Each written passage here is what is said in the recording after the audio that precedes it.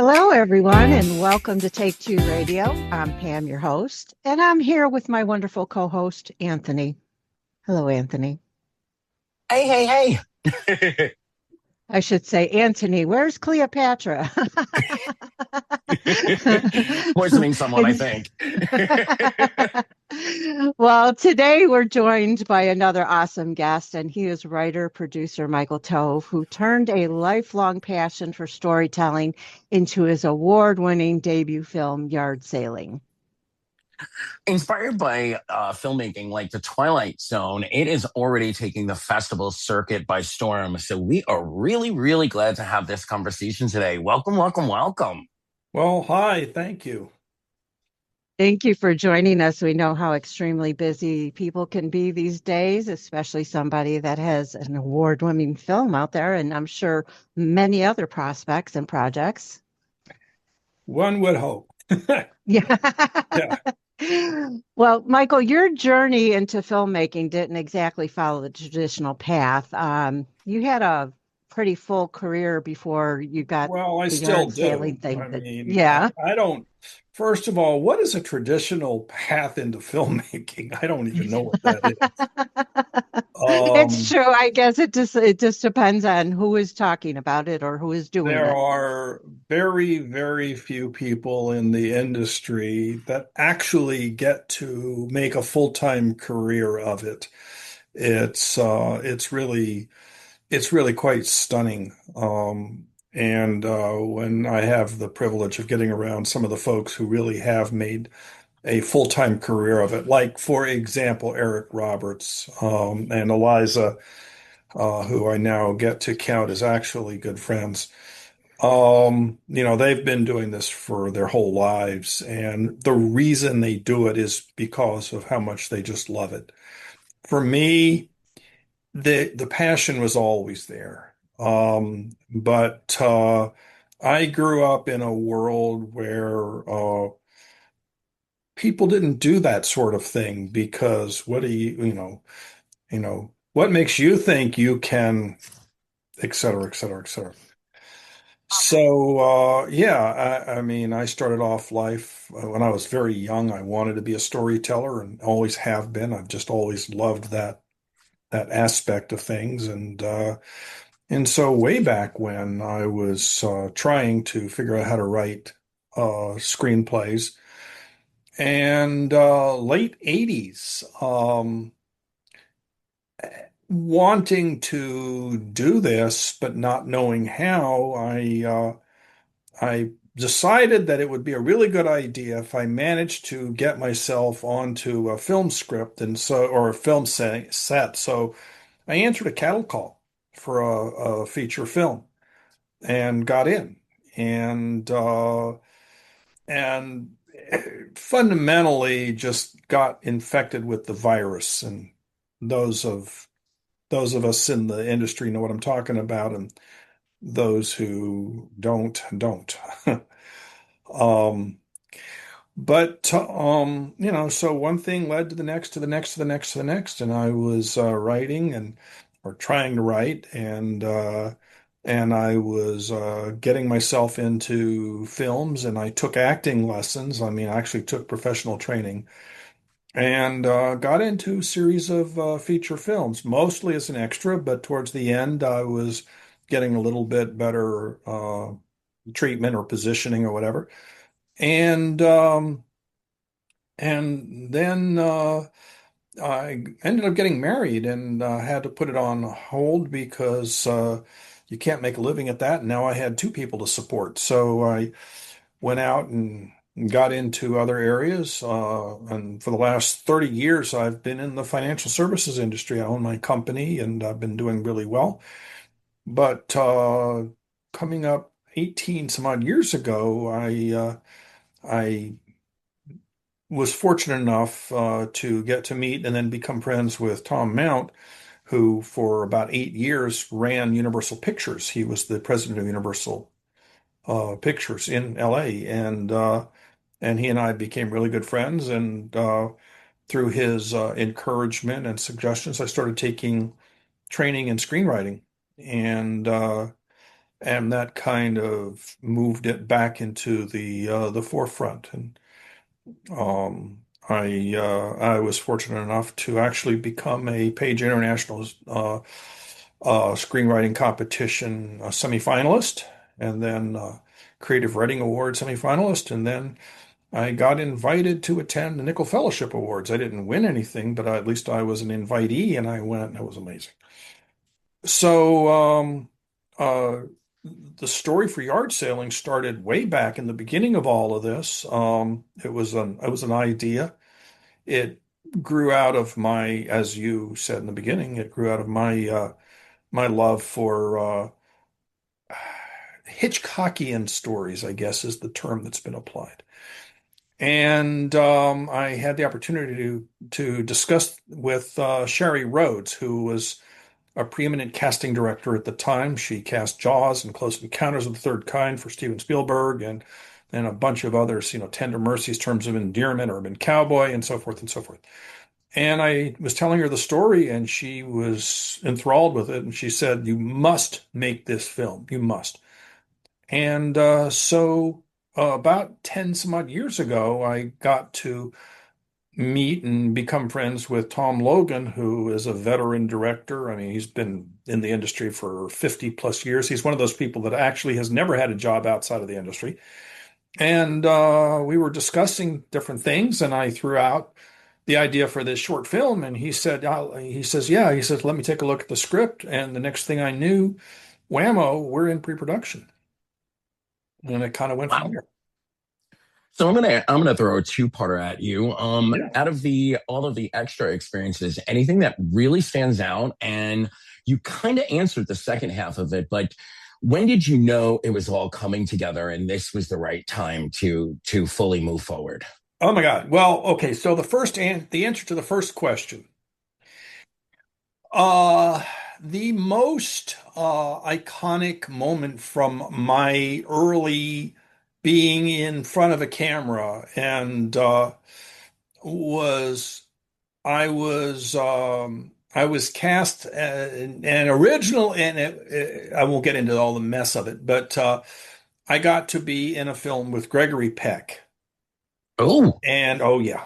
And I got to spend it was a 21-day made for TV movie shoot, and I got to spend 2 days with Gregory Peck acting, or performing with him and so forth. But just what an extraordinary individual he was. I cannot say enough good things about him. He was just so that's a masterclass moment. Yeah. he was so down to earth and so unassuming and so just completely the opposite of what you would ever imagine a Hollywood legend like that to be like.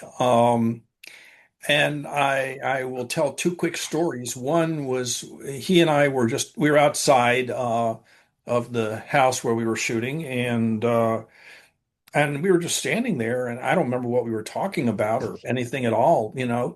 And across the street was a barricade with a throng of tourists standing there and the police holding things back, and they were gawking. And I leaned over to him and I said, "They're not looking at me, are they?" And he went, "No." And I said, do you get used to it? And he says, "Yeah." He says, "It's just part of it. It's just, part of the thing." Um, the other thing that happened is at the end of the shoot, I went up to him and I shook his hand and I said, "I got to say, it's been such an honor working with you." And he actually looked at me like I was nuts and Wow. said, and this is a quote, "Well, come and have a glass of champagne with me and we'll call it even." Wow. I know. That's awesome. That's Gregory Peck. Generous and classy and wow. Classy beyond, yeah, he was absolutely classy. And his daughter Cecilia was there, and she was just as sweet as she could be. And I mean, and I have been fortunate enough to have been able to get around some really phenomenal folks. Of course, now because of yard sailing, Eric Roberts and Eliza Roberts, and And as I said earlier, I just met them for the first time just over a year ago, and they're friends. And well, I guess it was last month. I was out in LA, and so Eric and Eliza and me and my daughter, who was in the film, part of the film, we just got together for lunch, and we just had just a smashing good time. It was just four people just just enjoying the moment. There was nothing more to it than that, and it was fabulous. But both of them are the same way. Eric is as big a star as he is, and um, uh, his whole thing is that he doesn't even like the stardom thing. I mean, he doesn't Yeah. do what he does for that. He does what he does because it's what he loves doing. And he enjoys the work. And the reason he works so much is simply because of how much he enjoys it. That's it. And he's willing Yeah. to forego the star for the role, for the experience, which, you get to a certain level and a lot of them trade off. Right. It's funny because he was talking about being on Dancing with the Stars, and he was, he was talking about that, and he had said that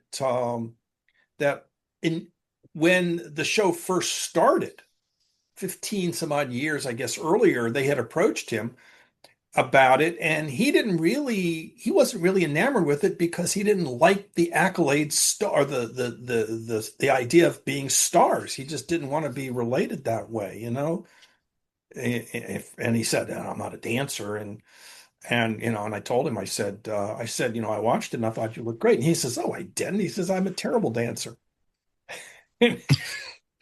But but Uh, I mean, anyway. I would say chance it. I mean, I've seen people on there. I haven't watched it in a little while, but I've seen people on there that have two left feet. So, Oh, well, but I they get taught along the way and they become better. and I will, yes. And he talked about how fabulous his dance partner was. I Hmm. did have an opportunity to briefly meet one of the winners of Dancing with the Stars when she was all of 15 years old, Zendaya. uh, Oh, And there was a meet and greet thing in Myrtle Beach, South Carolina. And so my kids were young. And so we went there, and they were Nickelodeon Disney stars. And so we met Zendaya, but she she came out from behind her table, and I have these photos of her just giving these fabulous, wonderful hugs to my daughter and to my son, who were fans. hmm. She was such a it's sweetie. wonderful. And yeah, and I will talk all day long and twice on Sundays about how many of these folks who have become really legends, how super nice and super down to earth and sweet they are, because there are others that don't fit that category, and I just don't mess with them. All right.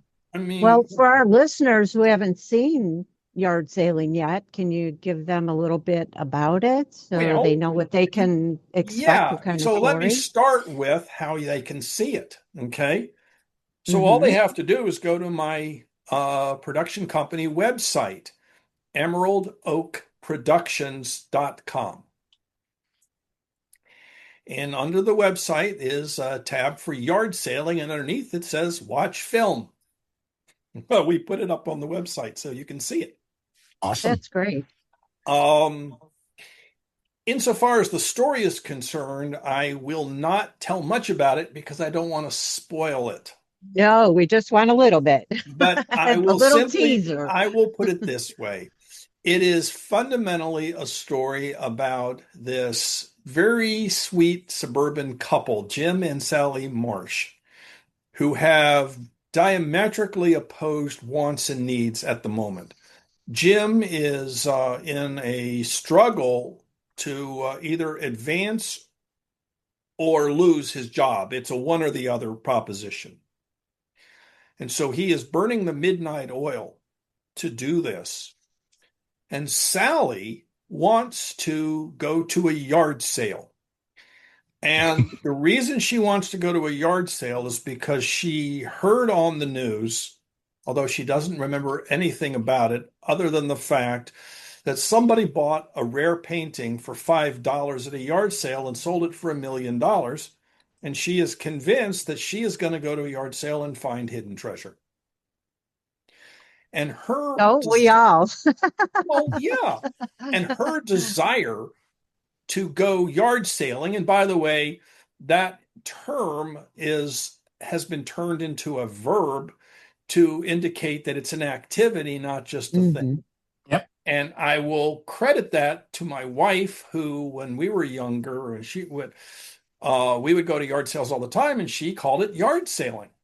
And everybody, knew exactly what they meant when you said, "I'm going to go yard sailing," because we're going to yard sales. We're going to drive her. So, but Sally wants Jim to take her, and Jim doesn't have the time. So there is a conflict there. But Sally, being the woman, being the one who it's one of those things where the guy gets to say, "I'm the boss of the house and I have my wife's permission to say so." Yeah. Okay, right? So Sally gets her way, and they go to a yard sale, and lo and behold, she finds an object that she becomes convinced has hidden treasure. And the problem is that she needs Jim to, it's a box, it's a treasure box, and Jim needs to open it, and so she's pushing him to do this, and he doesn't want to, and there's a lot going on. And the bottom line is that she found what she thought was what she was looking for, but what she really found was far more than she bargained for. And it kind of goes off the rails from there, and it goes into some interesting, if not dicey directions. But it is a bit of a treasure hunt. There's a crime drama. There's definitely a a crime element involved, and lots of twists and surprises, and lots of things that aren't expected. And as a storyteller, I always love stories where the endings are not predictable. Even if I am telling just anecdotes, I deliberately withhold the punchline until the bitter end, just so that there can be an oh my gosh type of a reaction. And So just the way I am. it's been labeled Hitchcockian, and you've It, cited O. yeah, Henry and and the Twilight first Zone time I as heard that, I didn't even realize they were referring to me on that. Uh, True. I mean, it was, and you've I was cited like, influences of O. well, Henry and Twilight Zone and such. well, How yeah, much of that shaped the direction of the oh, storytelling and everything, influence? because Okay. that was the stories.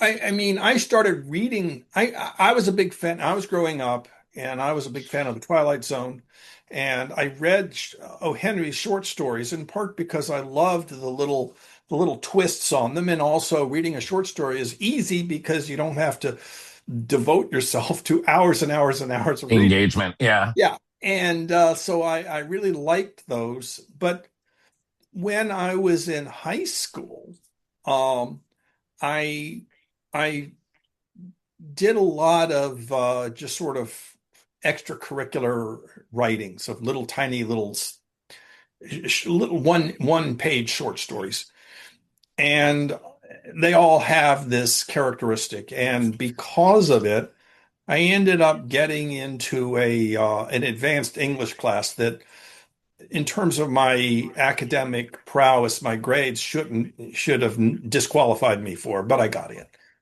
And I survived the class literally by not doing the assigned work so much as doing all these little short stories that I kept writing and kept turning in for extra credit. And it just, In fact, when I graduated, my English teacher gave me a gift, which was a how to spell correctly book. Hint, hint, hint, Yeah. hint.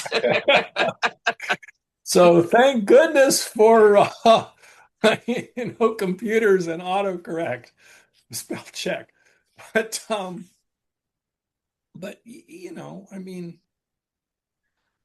that's just kind of where it came from. And so I've always wanted to tell those stories, and I'm visual. I've always loved film, although it's a strong dichotomy for me because I either love films or I hate them, and there are very few that are just now. There's an ambivalence, but there's a very small number of films that I think are fabulous, and then the rest of them are like no. And one of the things that I really don't like at all are films that are either rehashes of what somebody else did because I think it's unoriginal, and because if it's a rehash, I already know what's going to happen, and so what's the point? This is And true. yeah, Yeah. or just so flat and predictable. There was a who done it that came out a few years ago, and it was based on an Agatha Christie story, so it should have been really good. Mm. And I halfway through, I figured out it was different, so it wasn't going to be the original story, but I figured out who did it. And I spent the rest of the film hoping I was wrong, and I wasn't. It was No, that's terribly disappointing. it was. It was very disappointing. Um, Yeah. and but then you go see, and I plug this film. I have nothing to do with it at all, but then you go see a film like Conclave. Yeah. Oh my God. Yeah. Yeah, Great. which, Yeah. oh my Lord, what an extraordinary film. And never mind the performances were fabulous, and never mind the production qualities perform was fabulous. The story takes you in a direction that you flat do not see coming until the bitter end. And then when it does, you're going, wait, but what happened? What was that? That's great storytelling. Mhm. Or oh, oh, I'm trying. My mind blanked out, but there's so many different ones that do that. The Mhm. classics, the great ones.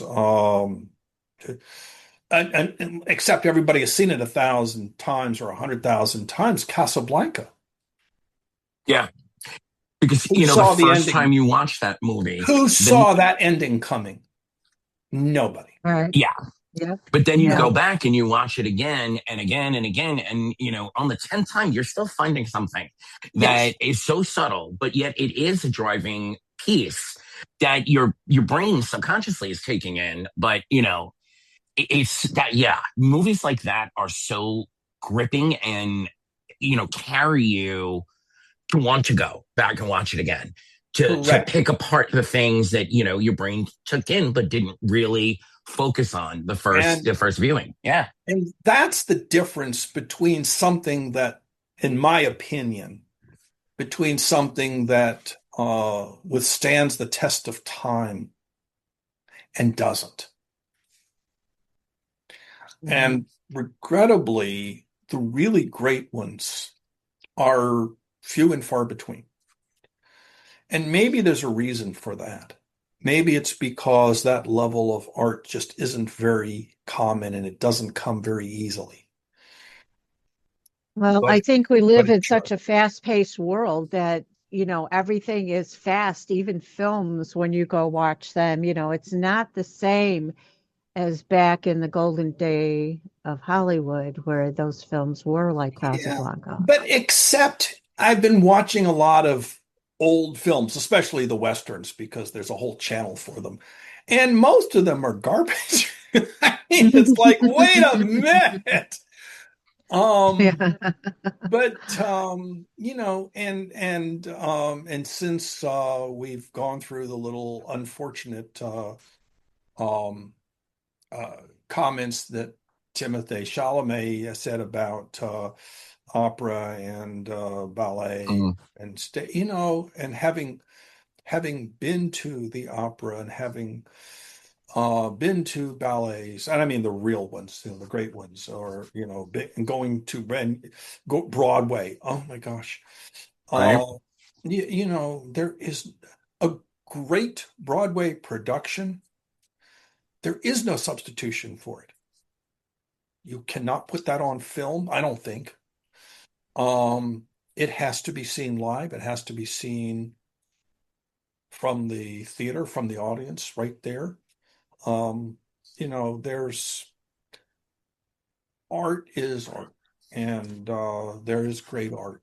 And I'm going to interject a funny story in here. My please, partner and I are huge opera lovers, and last year we were seeing a production of Carmen, and there was a group of women in front of us chatting away during one of the intermissions, and oh my god, this was inspired by this movie, and look at stealing from that, what? and, and I'm like, um, you know. 1800s. Are you serious? Oh my goodness And my gracious! partner's like, don't say anything. Don't say anything. And, you know, and my brain tells me, you know, I'm not going to educate them in this moment. Like, but it's like Oh when my you God, actually think about the that process of storytelling, what opera did, you know, cinematic, it wouldn't exist I without think it's the opera. other way around. I kind of think it's the other way Yeah. around. Oh, yes. Yeah. You know, nobody. Oh my God. You know, nobody talks about how Shakespeare is oh, I don't know, like name your favorite action director. I mean, you know, it's like, no, you're definitely sticking a cart in front of the horse there. Yeah. And there is a reason why they're called classics. And when I talk about screenwriting, um, I'm a very big advocate of go back and learn the classics, learn the foundation. You know it's funny. Um, they say that that actors who are trained in England are better than actors that are trained in the United States, and I'm afraid that's probably true. I've heard that and read that too. And there's a reason for it because English actors are trained in the classics. Yep. Yes. They have Shakespearean training, Yes. and there's just a level of um, I don't know, it's just different. And It's that thought emotional connection that I think really it's, can't yeah. be taught, it, you know, it without going through and the and classics and those stories that just, I mean, they're classics for a reason. They're the human experience. So without studying yes, the craft of that, you're just pretending. exactly. And going back to the writing thing, to me, you know, my training as an actor very absolutely helped me in terms of my writing craft. But I'm also thinking about classics. I think about archetypes. I think about um, some of the fundamentals going way back. You know, Plato, Aristotle, and so forth. You know, um, you don't. Those things stood the test of time for a reason, Yes, and exactly. they speak to the human condition in a Yep. way that the superficial stuff. It, I'm getting a bit on a soapbox, so forgive me. But to me, a lot of the films that are coming out these days are like a drug high. It feels great while you're there, but as soon as it's done, you crash and there's nothing left. You know, It doesn't leave you with the ponder. Yeah. it's just a Yeah. yeah, it's a transient, fleeting thing, and there's no substance. Look, case in point, classic example. Look at the original Jaws. and then look at all the remakes, all the sequels. Yeah. The first one was not about a shark at all. Nope. The shark was an inciting incident, but it wasn't what the story was about.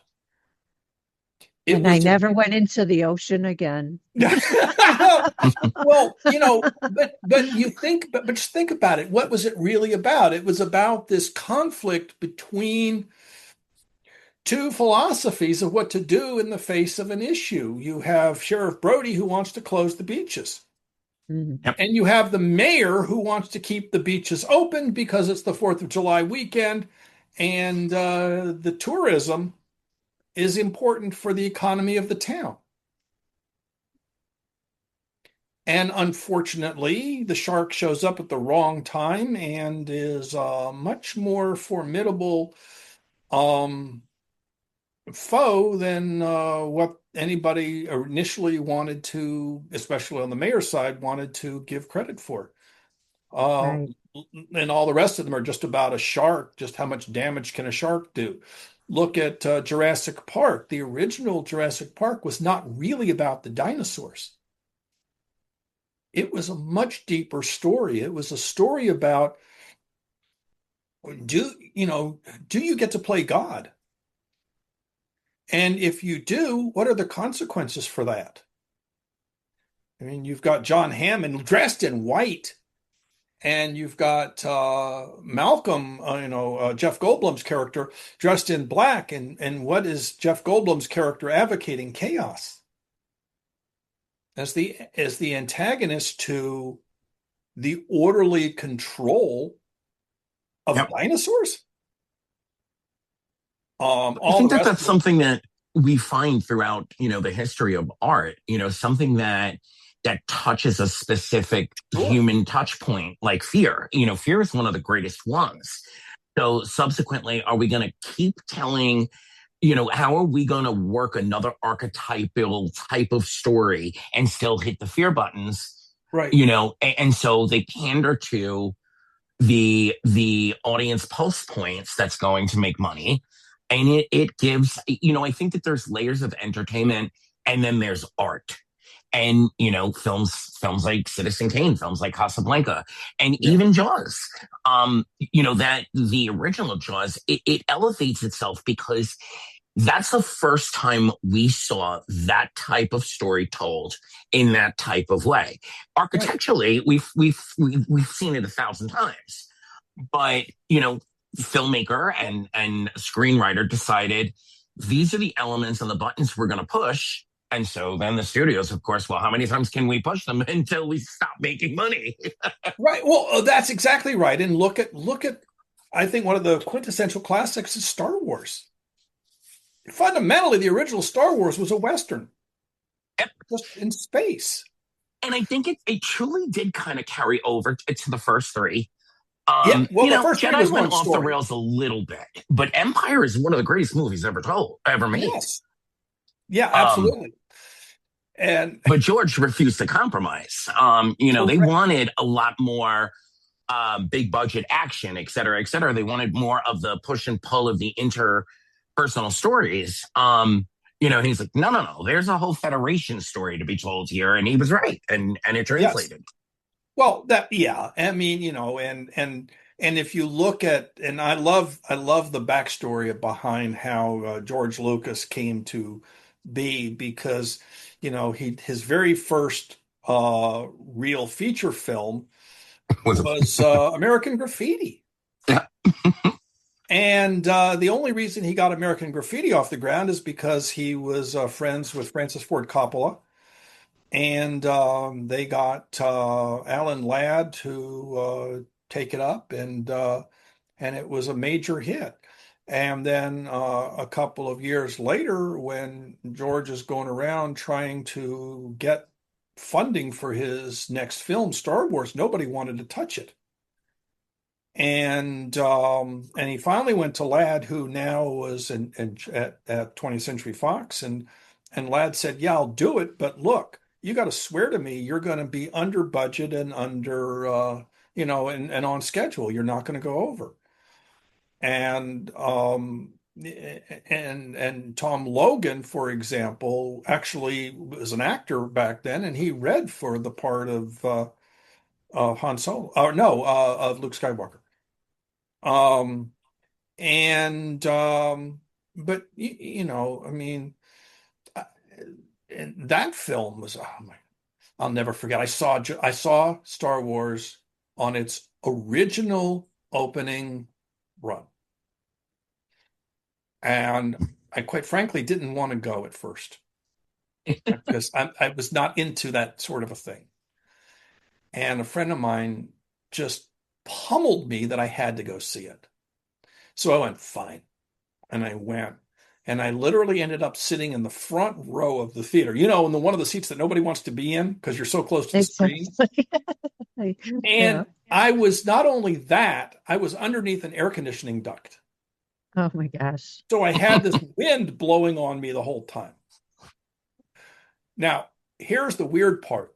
Between those two things, it was as though, I mean, from the instant that film started, I was physically teleported into that space. Yeah, I can see how that. Yeah.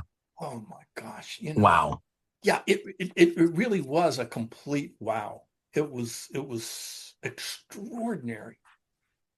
And but and even though, yeah, that in the end, because the good guys are going to win, because why? They're wearing white and the bad guys are in black, and it's a Western.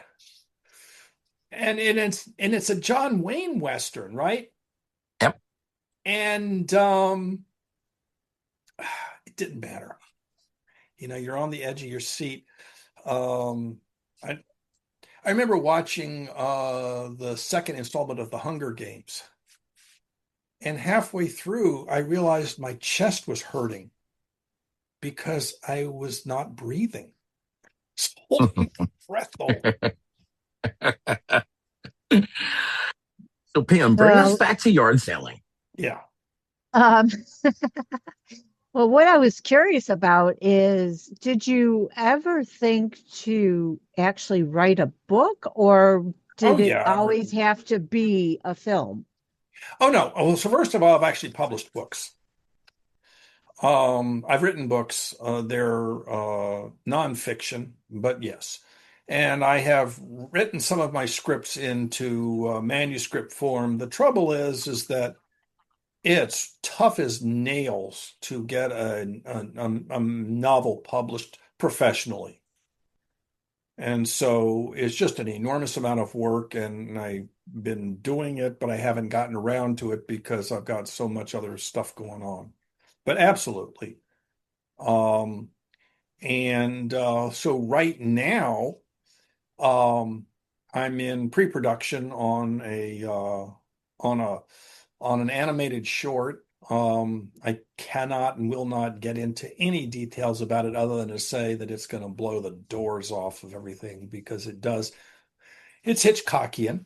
Um, Maybe more so. I don't know, maybe not. But it's um it's going to be, let's just say it'll be jarring. Awesome. And Look, so that'll go to film festivals, and then it'll be up on my website. And all I can tell you is that it's called Ordinary Processes. well, you'll definitely have to come back and talk to us about Oh, that when the time comes. You spoke earlier about, the personalities and kindness and such. So, how important and why was it so important to create a family, a friendly, comfortable set? well, I think it's personally, first of all, to a large piece of that, I have to pass the credit on to the director because the director controls everything on set. And that's Tom's approach. Tom just does not believe in allowing anybody to have negative attitudes on Ego, set. yeah. But there's another reason, and there's a couple of reasons. One is that all we're doing is making films. And if you're not enjoying it, why are you messing with it? What's the point? It's hard enough work already without introducing egos and conflicts and stuff. So there is a culture to a really great film set. The second thing is that when everybody is treated as though they are important, which by the way they are, Yep. and everybody is welcome and nobody is second class, like so often is the case.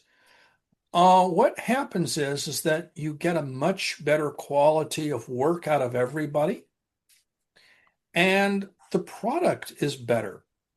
You know, Tom is fond of saying that every penny imaginable has to go on the screen, not behind it, on it, because that's the only thing that counts.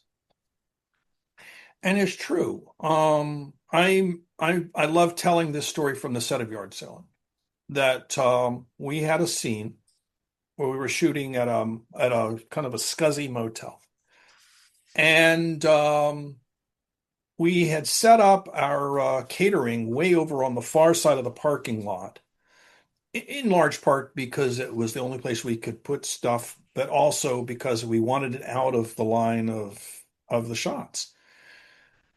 And there was a scene that we had shot in the morning that had to be redone because of a continuity glitch that we caught. And so I went over, and we had 6 extras and 2 principals on the set. And I went over to the extras because they were sitting over at the tables. This is long after lunch, so long after the catering was gone. They're just sitting way over on the other far side of the parking lot at these plastic picnic tables. And they're just sitting there, and they're just, chatting among themselves and having a great time, but they're way over there and we're way over here. And I went over, and first I said, guys, stick around because we're going to need to reshoot that scene. And I said, but why are you over here? What are you doing way over here? And they go, well, this is extras holding. And I was like, what? We don't know. We don't have extras holding. And I said, there's no such thing on this set. And they go, well, there's always extras holding. And I go, no, there's not. I said, come on over to the set. Just come on over. And at first they didn't want to do it. And I was like, come on, just come on. You'll be fine. So I'm leading them over there, and I'm not joking because they were when I say that they were coming as a tight bunch. And it felt and it looked as though I was leading lambs to the slaughter. Wow. And I get them over there. And Tom, the director, comes over and he goes, hey guys, he says, glad you're over here. Let me show you what we've been doing. And he says to our cinematographer, I said, Mario, play that thing back we just shot. Just show them what's going on. And it was more than just stand over there and don't get in the way. It was like, hey, come on, you're included. You're part of this. You should have seen how they melted. I mean, their shoulders went from all scrunched up to relaxed. They just, and I can't begin to tell you how many emails and text messages we got after from these guys going, this was the most extraordinary experience. Why? Because we treated them like they belonged there. Oh, wait, they did belong there. That was the reason they were there. That was the point. You made them feel a part of it, and instead of just a piece of furniture. So they were a part of it because if they weren't a part of it, why are they there? Right. They're there for a reason. And I don't care if they're just walking past a camera or anything. There's a reason why they're there. And they were chosen for that. And, the film falls apart if you don't have that. It doesn't matter. The great director John Landis is known for, at the beginning of shoots, making a speech that incorporates the phrasing. If one of my extras or one of my crew members is unhappy or disrespected, I'm unhappy and I'm disrespected. And the movie is unhappy and the movie is disrespected. There's definitely something to the culture of inclusion and making sure that, everybody, whether they're there for an hour or they're there for the entire film's, process, they're an important cog in the machine. Yeah. Correct. And and I've been on sets, and if you've been around the film industry, which I assume you have, you've been on sets as well that weren't that way. And Unfortunately. Yep. it wasn't a pleasant experience. And you walk away going, ugh. And it's not that important that there should be that kind of artificial hierarchy of this one's superior and that one's inferior. It just there's no place for it, in my opinion. What does it accomplish? Nothing. Nothing positive. So yeah. Well, you made them change the way they looked at things too, and onto their next project. But I wanted to ask you what Yeah. you learned making this film besides that, but Um, something else that surprised you do you and you have thought, how many oh, years do you have?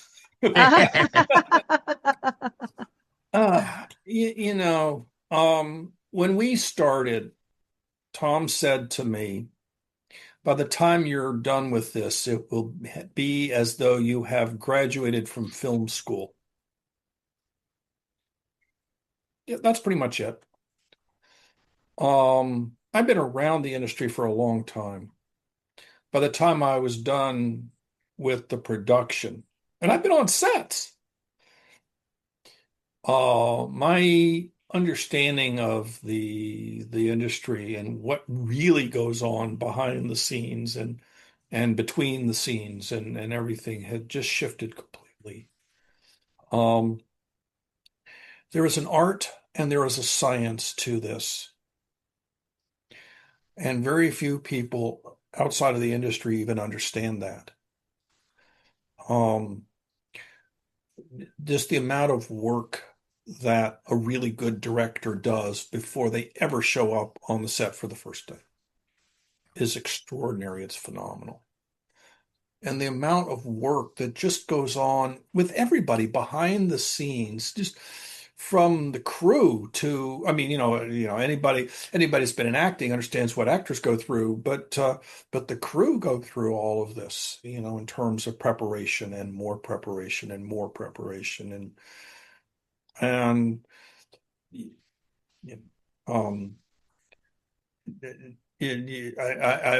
I like to say that thing about making film is that the people that are making them should get up in the morning long before normal people are even be thinking about waking up, and they're working before dawn. They're working in conditions that most people would never want to be in, whether it was rain or sleet or snow or scorching sun or whatever. They work longer hours. They go home long after most people are already tucked into bed. They eat on the fly. They're doing this 5 and 6 days a week, week after week after week, and then they're unemployed. And they're doing it for less money that most people would work fractionally for. Why do they do it? They love it. It's a passion. I'm sure that everything you've already shared with us filters into the answer to this next question, but Sure. it's your vision and you've assembled a team. How difficult is it to set aside your I don't want to say set aside your vision. How difficult is it to let your vision be married with the folks that you're trusting to do their jobs? The operative word is trust. If the director embraces the vision, which in the case of me and Tom was absolutely the case, it's pretty easy. Um, because now with the situation with me and Tom would come to me, and this was long before we ever showed up on set. He would come to me and he says, "I'm thinking about doing this, or I'm thinking about doing that. What do you think?" And we would discuss it, and 99% of the time I would go, "Yeah." Um, but one of the lessons that I learned and I get it, people want to clutch and hold on to their little project or whatever, but is to surround yourself with people who really know what they're doing that you can trust, and then get out of their way and let them do their work. Just get out of their way. If you've Yeah, put, and that's something that a lot of people I'll go like. with I myself am kind of a control freak, so it's kind of no. hard. It's it, kind of hard to let go I get it, sometimes, but if you know. but but if you are second guessing what everybody else is doing, then Hmm. fundamentally it means you didn't get the right people. Mm, Yeah, I say that, but then again, I will go ahead and let somebody else take over because I know what they can do, and Yeah. I know that they have the experience that I don't. It, So I and, get it. and and the other thing is that if you have a good collaboratorship, Hmm. there's nothing in the world wrong with you being able to go to the director, or fundamentally the director, and say, not in front of everybody else, because you never want to undermine the No, hmm authority, all right? Never. no, But you go to yeah, the director and you say, hey, look, I'm thinking that this thing ought to be a different way. And a really good director is going to listen to those types of suggestions, especially from the creator of the story, exactly. because the director took the story on because he or she believed in it in the first place. Yeah, And so you have to trust in that. But if it was just turn it over and be blind, of course, that what happens a lot. People write a script and then they sell it and they never see it again, and they're not even allowed on set. And that's common. yeah, But Yeah. that's A not, lot of the streaming movies, the Hallmarks and the oh, Lifetimes and God. such, you speak to authors whose books have been, Oh, turned into, and the finished product, though popular to audiences, was not their vision. And, correct. Oh, then I'm they, aware of that. And I know yeah, all kinds of crazy stories about that. But again, I guess that's just part of what I'm able to do. The one thing that I'm learning, and in terms of confidence, is that I guess I can actually write some pretty good stories, because when I write these things, people want to do something with them. And it's like, oh, okay. So this new short that we're doing, um, it's a very short, and we're going to animate it. It's going to be pretty close to looking live action, but it will definitely be animated. Um, I met a filmmaker at a film festival last year, and we were just, because he's local, and I like to. So we got together and we were just chit-chatting, and I threw this idea at him, and I said, something I wanted to do for a while, but didn't really have the means. And he goes, I know somebody who can. And so the next thing I knew, the three of us are getting together and talking about this. Now, here is where this whole thing about surround yourself with really great people comes into play. So the CG animator actually, just on his own recognizance, he took the script and he put together some just stills of how he envisioned this. the look. Okay. Oh God, I blew Wow. freaking away. Blew me away, because not only did he absolutely capture the essence of what we're trying to do, he elevated it. I mean, a lot. And and so in our early meetings, and his thing is, these are just suggestions. We can do this, we can do that, we can modify them, we can do. And so what's happening now is that this story that I had envisioned is being elevated in ways that are going to artistically be spectacular. And so what have we decided, in terms of jobs?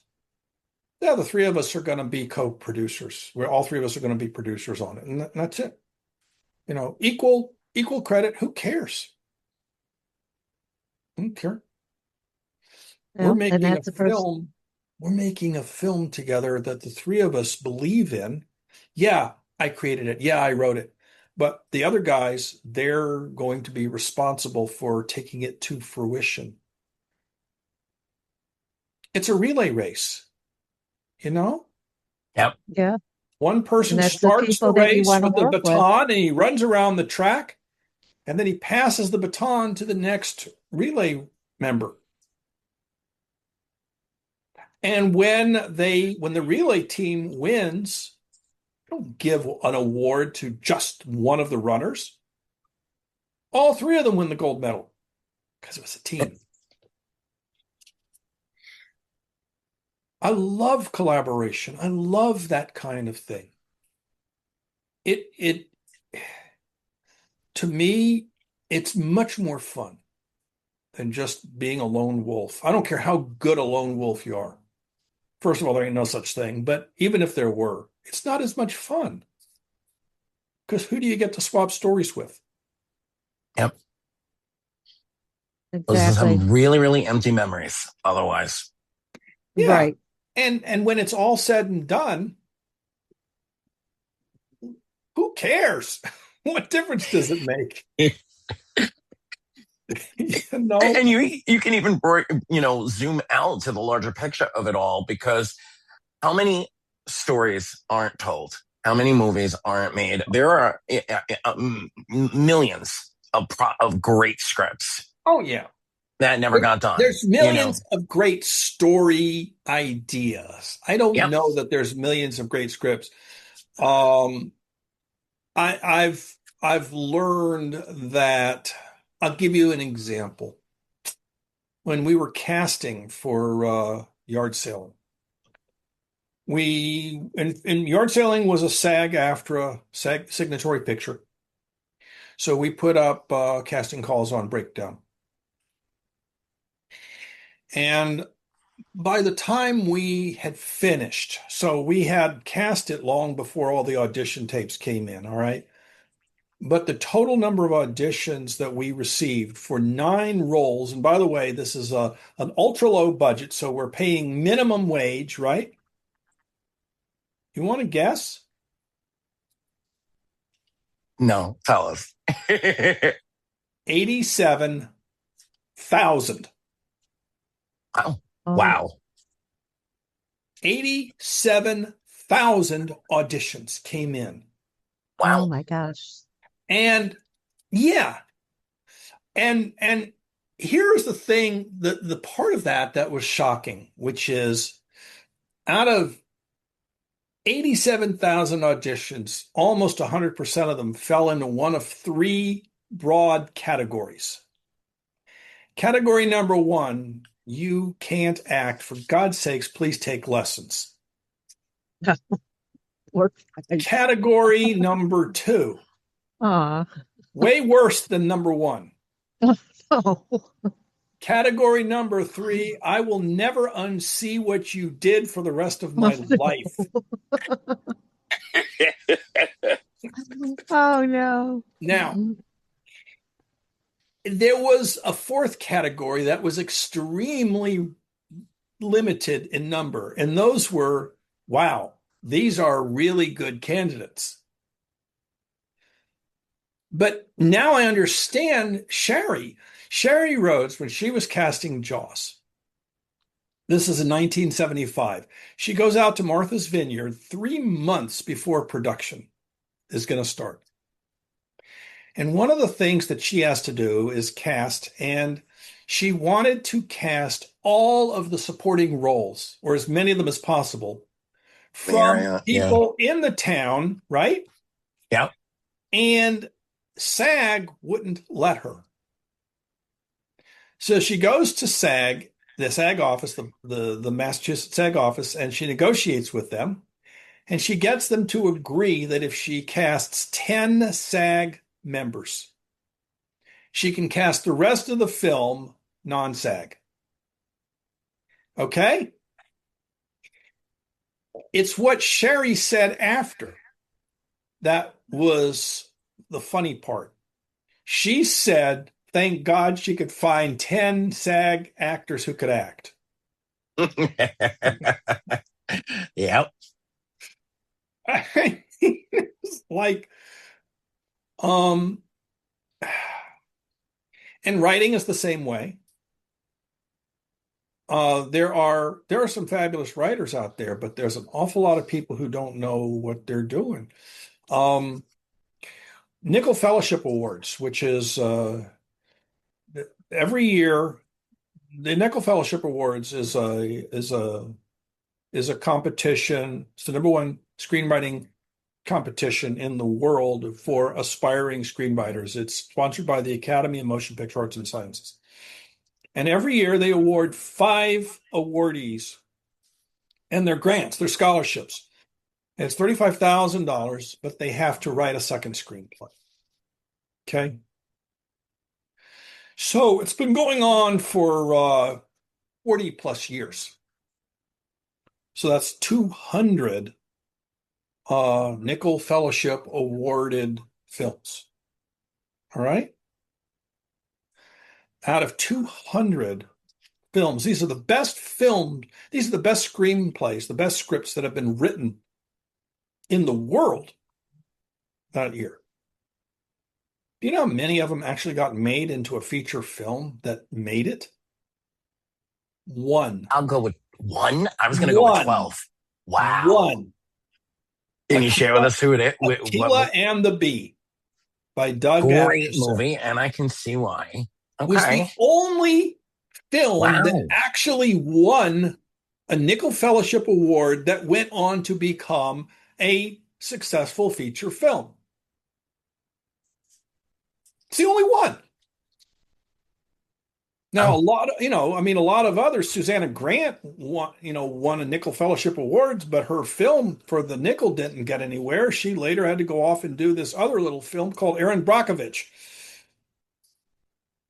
Seems to me it did all right. Which is a great movie. Yeah. Won Julia her Academy Award. Hmm. I mean, but Well, it's you tough. know, we could talk to you all day long, but Yeah, I know that you have somewhere to go. I do. Um, And we've been an we, hour, so I guess you'll edit this down or something. we just a love all tiny the bit. stories. Don't get us wrong. It flew by. I just happened to Well, catch the clock I out of the love that. corner of Yeah, my no, I eye. love this. I love telling stories. That's my thing. That's my gig, right? Right. So Pam, I Exactly. think we can agree as a last question, we'll make it a 2-part. Um, Doing the film festival circuit, it's gotten a lot of buzz. What has surprised you from audience reaction?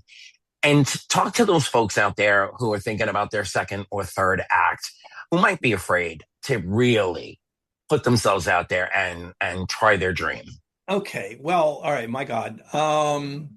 So, yeah, the most of the festivals that I've gotten into, I don't actually go to because they're all over the world, and I'm not in a position to just jump on a plane and fly to. I mean, we're for Singapore profit, all or right? So yeah, I'm just not going everywhere. But the handful of festivals that I've been to, everybody is there doing the same thing I am, and they have come up with projects that they have put blood, sweat, and tears and money into, and they're incredibly proud of what they've done, and deservedly so. And you go and you learn, you meet other people in the same field, and you learn from them. And you never know what you're going to learn, and that's the key. I mean, it's amazing because somebody will come up with an idea. It's like, wow, I never even thought of that. And it's like, oh my goodness. So anybody that is looking to get into the industry, I strongly encourage start off with doing shorts because they're affordable. I mean, you want to do a feature, you better find somebody that's willing to fork out 15, 20, 25, 30 million dollars. Yep. And good luck with that Hmm. because the investors are pretty stingy with their money and they're looking at your film and they're looking at a film by somebody else and they're going to put their money in one film. And if your name is Joe Google Boogle or whatever, and the other guy's name is Steven Spielberg, guess who gets the money? It ain't Right. Joe Google Boogle, okay? That's I for mean, sure. and, And it's a but heck of a lot less costly of a learning experience because on your first anything, yeah, you're going to make mistakes because that's part of your learning right. process. So you don't want to do it on a big No, budget feature no, you film. don't. And you'll never get there because Yeah. The you'll never gatekeeping get is there just too because strong. people who don't understand, this is what I learned on set, is just how much things cost is mind blowing, and it's not what people think at all. So yeah, do it.